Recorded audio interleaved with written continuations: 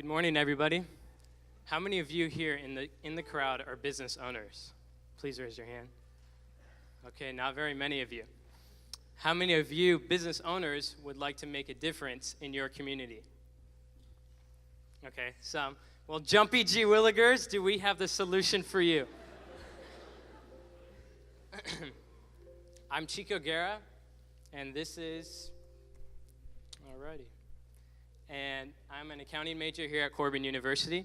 This is Chaleigh Kirkwood, an operations and management major here at Corban University, and Kayla Asbury, a marketing major here at Corban University. The outline of this presentation is we will walk you through who Galaxux Incorporated is and their current products and features. We will also go over their current problem and our solution to that problem. Then we will discuss the Community Resource Network, what it is, how it works, signing up for a membership, and their competitors. Then we will also look at our client recommendations in 2 phases. And last, we will go over the financial implications that were determined in order to come to the conclusions. So throughout this presentation, you will either hear myself, Chaleigh, or Kayla reference the Community Resource Network as the Community Resource Network or the CRN, so there's no confusion. So Galaxux Incorporated is a collective of technology consultants providing quality solutions in Oregon. Setting aside 20% of their company efforts on social work, Galaxux Incorporated is currently striving to become a social entrepreneurial company.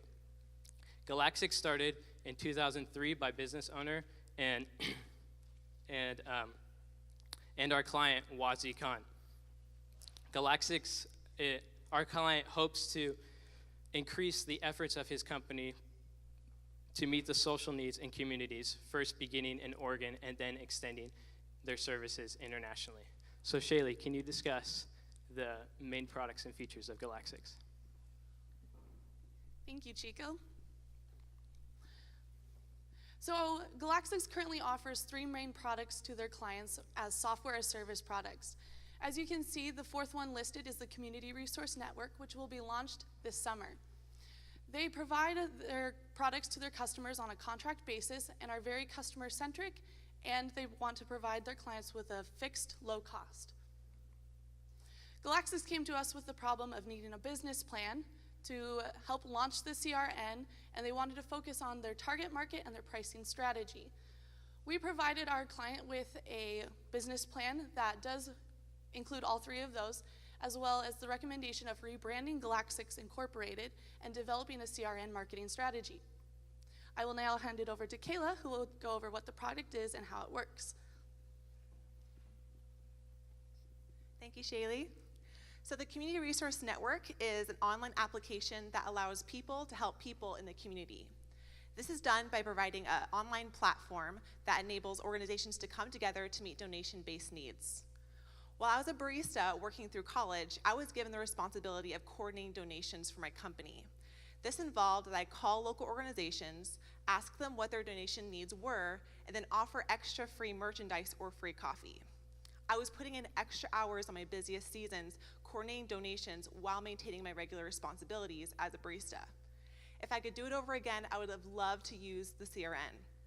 This would cut costs for my boss, knowing that I would spend as little as 15 minutes a week coordinating donations. Practically, this is what we envisioned the CRN could do to make a difference in the community. So the Community Resource Network works in a 3-step process. First, a future applicant would want to go to the Galaxux.com website and access the CRN webpage and start applying for a membership. So there'd be 2 memberships. First would be a for-profit membership and then a non-profit membership.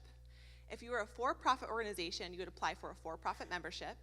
If you were a nonprofit organization, you would apply for a nonprofit membership and prove that you were a 501c3 organization. Next, you'd gain approval by an administrator through email and then become a CRN member. Then you'd be able to access a personal profile and be able to start posting donation needs and offerings online. Before the post goes live, however, an administrator would have to come in and approve of that post. Next, an organization would be able to come and respond to your post and then basically provide a donation or receive a donation. This would be called a donation exchange, and this would have to be done separately from the CRN. Before the donation is exchanged, however, a nonprofit will need to provide a donation receipt in order to give a for-profit a future tax write-off. And then once the organization that, receives a donation exchange or offers a donation, they would have to go back to their personal profile and cancel the post on their account. I'm going to switch it over to Chaleigh now, and she's going to mention the membership pricing. Thank you, Kayla. So, as you can see here, we have for-profit memberships.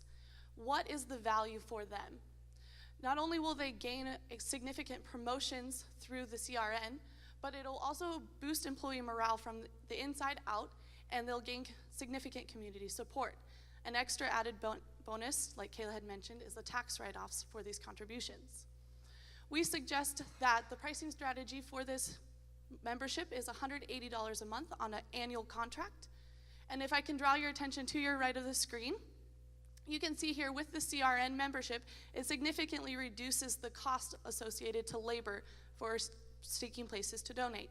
So, reduced labor cost minus the donation, minus the membership, plus the tax write-off should be a significantly lower cost than that without the CRN.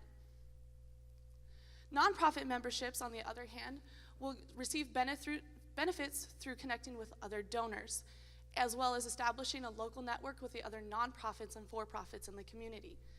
We suggest that they offer this product to their clients for $40 a month on an annual contract. If I can draw your attention to the right again, you can see that it significantly reduces labor-related cost. Thus, the 15 minutes a week annually minus the membership cost plus the donation equals a greater contribution to the donations. I will now hand it over to Kayla, who will discuss our recommendations for implementing the phases. Thank you, Chaleigh. Before I go into our recommendations, I'm actually going to be talking about our competitors first.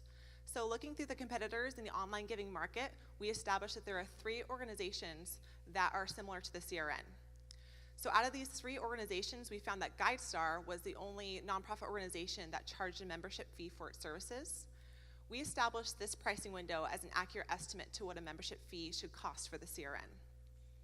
Galaxux Inc. stands apart from its competitors by its for-profit status, its ability to connect its customers directly with potential donors or those in need, and its various methods for donating.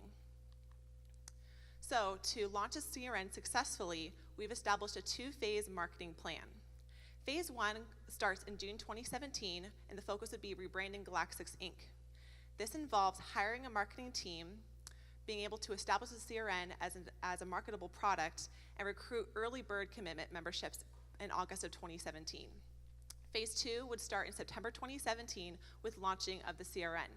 This also involves hiring an administrative assistant, launching a marketing strategy, and utilizing segmented marketing mixes to draw in consumers. I'll now point it over to Chaleigh for details about Phase 1. Thank you, Kayla. So, like Kayla said, phase one is the rebranding process. First of all, we would like to begin by recommending to our client that he hire a marketing team. This would consist of contracting a marketing agency and a graphic designer, as well as hiring a part-time marketing director. The marketing agency will be responsible for implementing the launch strategies, restructuring the Galaxux website, and then the graphic designer will be responsible for creating promotional materials that will help push through with a successful launch of the CRN. The part-time marketing director will be responsible for continuing to further the launch of the CRN later in the year, and they will also help assist in the email marketing strategy. The email marketing strategy is that early bird incentive like Kayla was mentioning, and this will, the goal of this is to recruit 25 for-profit members and 50 nonprofit members. The incentive to those people are if they sign up for an annual contract, they will receive 2 months of their membership for free. Chico will show you the financial implications of this a little bit later, but I'm going to hand it back over to Kayla to discuss phase 2. Thank you, Chaleigh. I will now discuss the details about phase 2, which the focus is for phase 2 is to launch a CRN. So phase 2 would start in September of 2017, and the first thing they would do is hire an administrative support. This person would be a part-time employee, and their focus would be the first responder to CRN inquiries by a consumer. To launch a CRN successfully, Galaxux needs to implement a marketing strategy through utilizing 2 segmented marketing mixes. The first marketing mix would target for-profit organizations. Like what Chaleigh was saying, we want to tell them what is in it for them. So we would want to provide free publicity to these members that are actually CRN members by giving them promotional materials and providing just overall promotional support for what they're doing through the CRN. This also would it would boost employee morale because we would actually have all of these employees coming together for one cause. The second marketing mix would target a nonprofit consumer through a strong social media and email campaign strategy. In addition to a strong social media presence, we recommend that Galaxux Inc. attend conferences that center on corporate giving and fundraising, that they host CRN webinars, and they also conduct site visits to their potential members.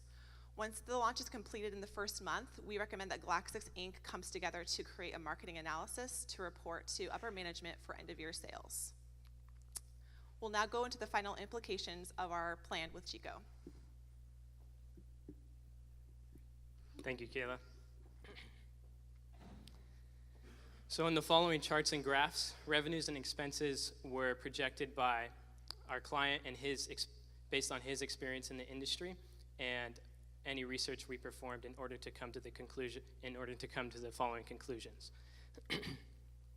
So while our client has already set aside an investment of $50,000, we are suggesting that he increase this investment to $75,000 in order to account for the expenses occurring in phase 1 and phase 2.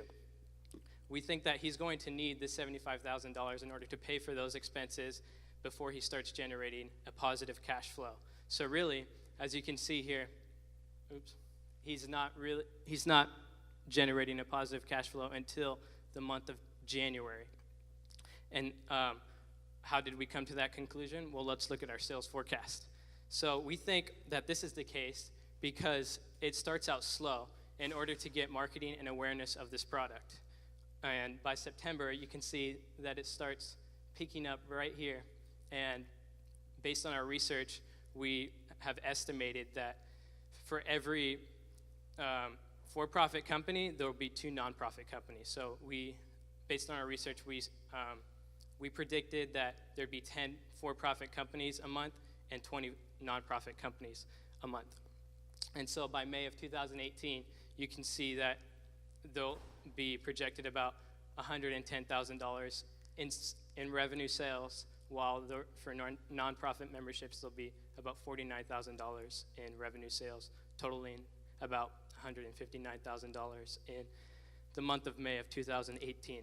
So assuming that kind of growth, when will the CRN break even? So as you can see here, between the months of August and September, you can see that the CRN will break even. And this is the CRN will have recovered the losses from the initial investment for rebranding and marketing strategies. And in doing the break-even analysis, the $75,000 investment was not calculated because that being an investment and not a source of revenue. So the break-even numbers for the for-profit companies would be 166, sold at a monthly rate of $180, while the nonprofit companies would be 332, sold at a monthly rate of $40. Last, we'll go over our 4-year projections. And given the fact that this is a web-based application, there is a lot of potential for growth. We know that we can limit the cost compared to the growth, but we project that cost will increase by 30% a year. There is potential for revenue to outweigh the cost in the following years. And so you can see that it has tremendous potential as it goes through the next 4 years. But this is not saying that this is going to happen. It's just saying that this is a possibility. We're not saying that this is definite, this is going to happen. We've accounted for the expenses increasing by 30% annually. And also, it just being an online web-based application, it's not limited to local geography and other factors. So we would like to, in conclusion, we would say that Galaxux is able to move forward in order to become a social entrepreneurial company with the initial investment of $75,000 in order to launch the CRN successfully. At this time, we would like to thank our client, Wazi Khan, and his team at Galaxux for taking the opportunity here at Corban University to work with the business students. And it has been a pleasure to develop a relationship with a local client in Salem, Oregon. Also, we would like to thank our community mentor, Travis Noble, for being available to the students at Corban University, and specifically our team. We would also like to thank Dr. Eric Straw. His expertise and knowledge in the computer science industry paid massive dividends to our team with any confusion that we had during this project. And last, we would like to thank the Dean of the Hoff School of Business, Dr. Griff Lindell. Without him, this project would not have been feasible, and we just would like to thank him for instituting a project that challenges students to apply what they learned in the classroom and apply it to real-world situations. And so we thank him for the servant and selfless man that he is, and we hope and pray that Corban University's Hoff School of Business will continue to thrive because of this man's leadership. So now we will leave it open to the panel for questions. Thank you. Thank you.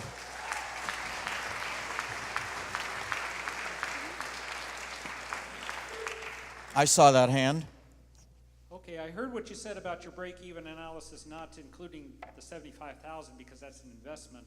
But if we were in the real world and we did include the investment, taxes, and a cost of capital, when would that break-even occur? Okay, so the reason why I didn't account for the $75,000 is because that's part of the cash flow. And so what I looked at was just the revenue that was generated and the expenses. And so I actually don't have an answer for when that would actually occur with the investment of $75,000, so I can't answer that.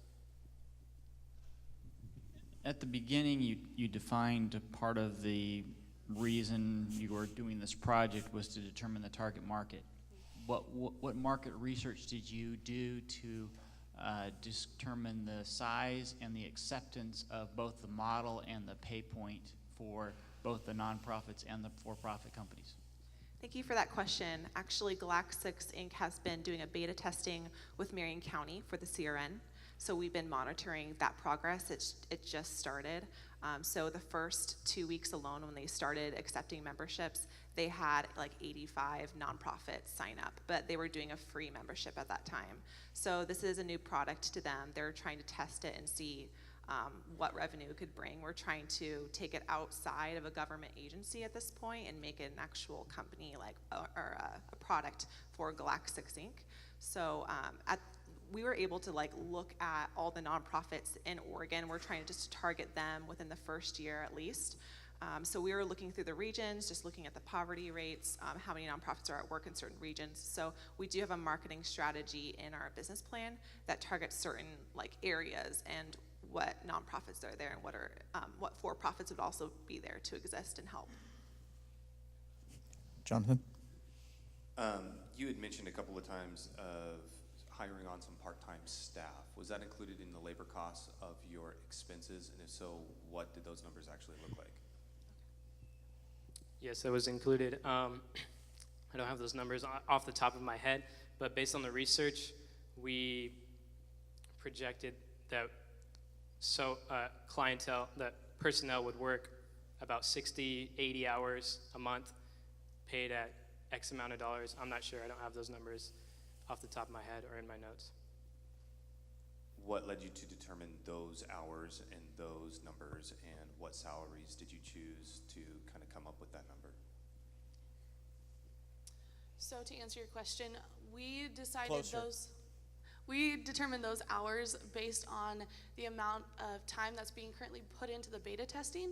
The two employees that are currently working on it, even though it's only a launch, they're only spending about 15 minutes approving memberships and approving requests. So when we hired an employee, we didn't see the need to hire them for 40 hours a week because they're not going to be having to spend that much time on it. We also did research on the average price, the average salary for those types of employees currently, and we wanted to offer them a fair, livable wage for their time. So I guess that would be about $15+ an hour. Brock? Chico, love the suit, man. Looks good. All right, I'll ask the first cliche Shark Tank question here. Does this guy have a patent?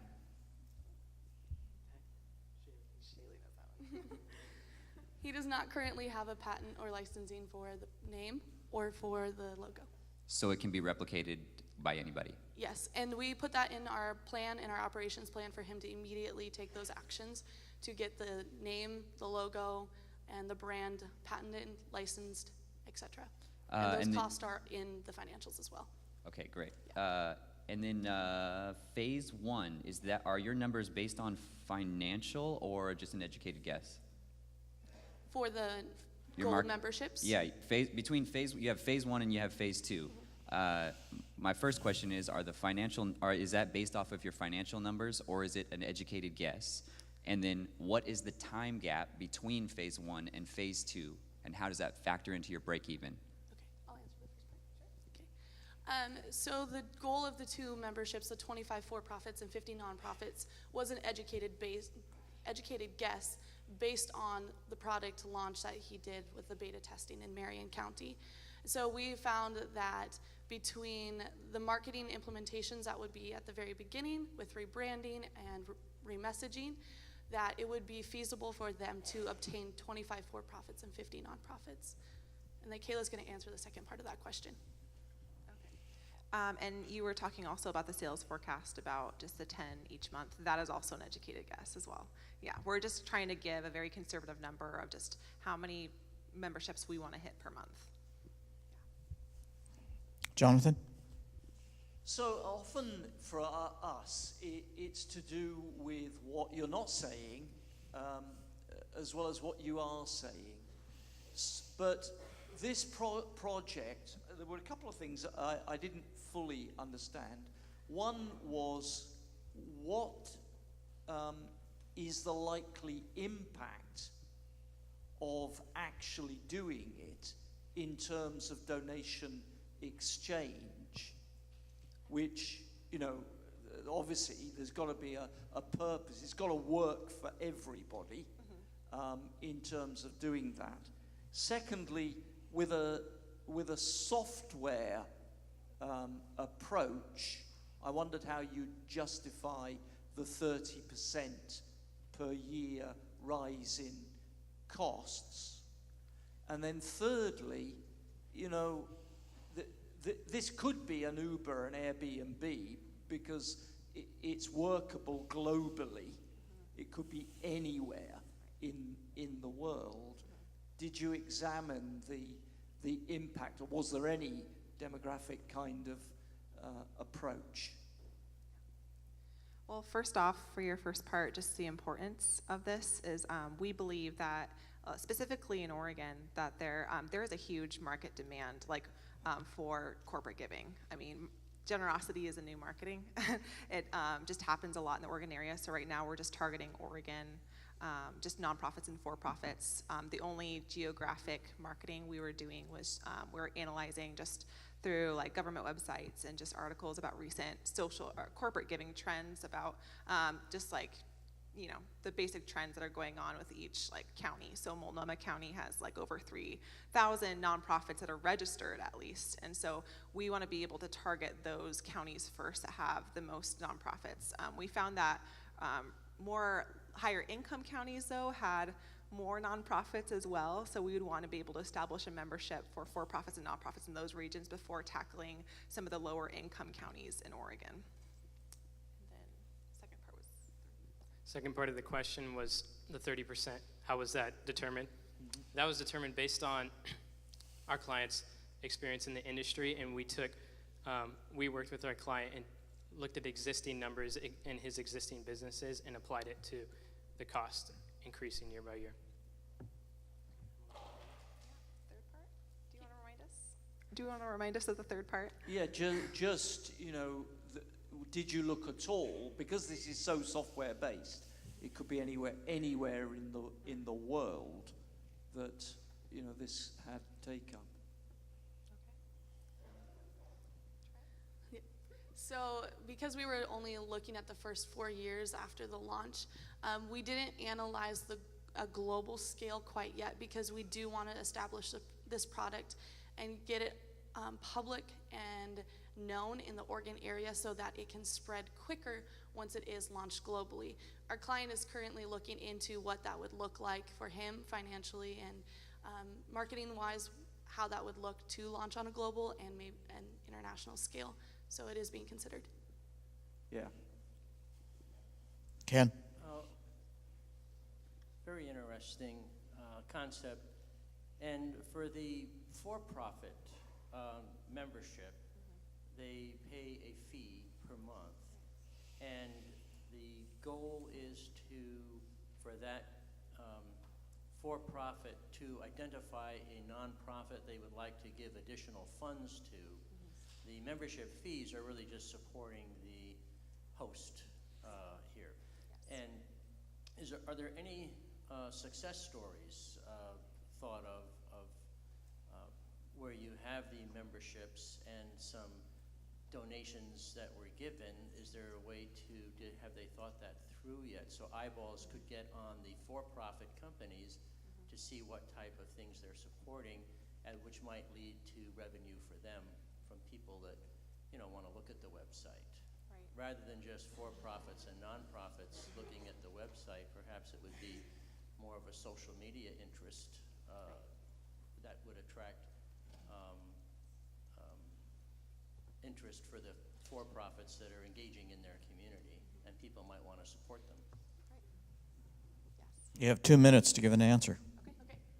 So as I discussed with the for-profit memberships, one of the benefits is that promotional aspect. In our paper, we did address the social media aspect and getting them publicized. One of the things we suggested to our client was right away getting some logos, stickers, web banners made for those for-profits to be able to start publicizing, hey, we're a part of the CRN. And through that, we hope that the community awareness also grows, and with our projected marketing recommendations, it should grow pretty quickly. And so through that, community mentors, college students walking through Salem can look at their favorite coffee shop and say, hey, they're a part of the CRN. Why don't we go there instead of at this place? Because they're helping people help other people. We could also take marketing polls, though, once we start launching the CRN, just to see what causes are certain organizations interested in. This could also be done in a site visit, just asking the company personally, like, what causes would your company like to focus on this season? And then for the CRN, we actually can categorize the donation offerings and the requests by a certain cause. So if they wanted to be in a children's related cause, we would be able to check that box in our list and be able to filter all the children's oriented donations that are needed in certain counties. So it's filtered by counties and causes as well. All righty. Thank you, Galaxux.